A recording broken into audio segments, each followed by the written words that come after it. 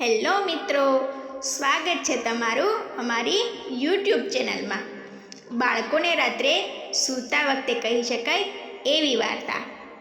ચપળ સસલું અને શાંત જંગલની શાળા. એક સુંદર જંગલ હતું.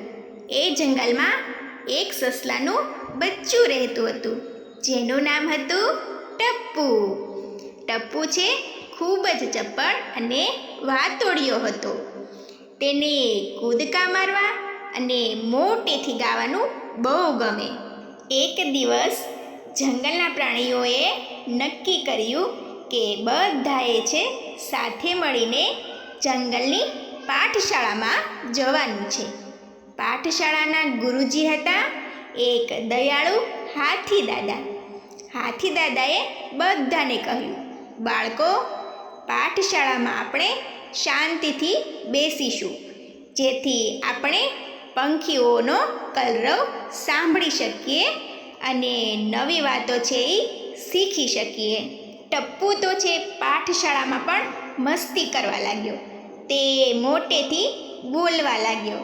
પણ ત્યારે જ તેણે જોયું કે બાજુમાં એક નાનું હરણનું બચ્ચું ઘાસ પર સૂતું હતું અને એક પંખી ઈંડા પર બેસીને તેને હૂંફ આપતું હતું.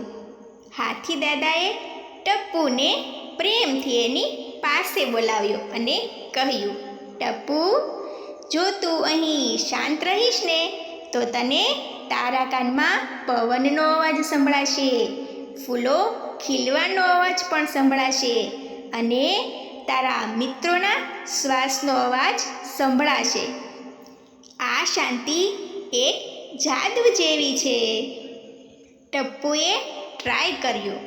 તેણે પોતાના મોં પર આંગળી મૂકીને કરીને શાંત થઈ ગયો.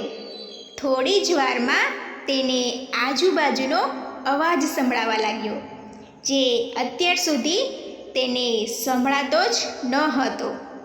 તેને લાગ્યું કે શાંત રહેવામાં તો ખૂબ જ મજા છે.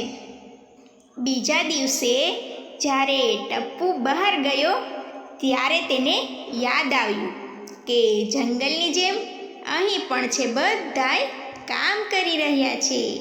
તેણે નક્કી કર્યું કે તે હવે શાંતિનો જાદુગર બનશે. હવે જ્યારે તે ક્યાંય પણ જાય ને ત્યારે તે ખૂબ જ ડાહ્યો અને શાંત થઈને રહે છે. તમારા દીકરા માટે એક નાની એવી ટીપ. તમે તેને કહી શકો કે બેટા, આપણે પણ આજે શાંતિના જાદુગર બનીએ. જેમ ટપ્પુને શાંત રહીને જંગલનો અવાજ સંભળાય ને, એમ આપણે પણ જોઈએ કે અહીં શું અવાજ સંભળાય છે. આ રીતે રમત રમતમાં તે પબ્લિક પ્લેસમાં અવાજ કરતાં અટકશે અને શાંત રહેવાનું શીખશે. શું તમારા બાળક વાર્તા સાંભળતી વખતે શાંતિથી બેસે છે? તમારો અનુભવ અમને જરૂરથી જણાવજો.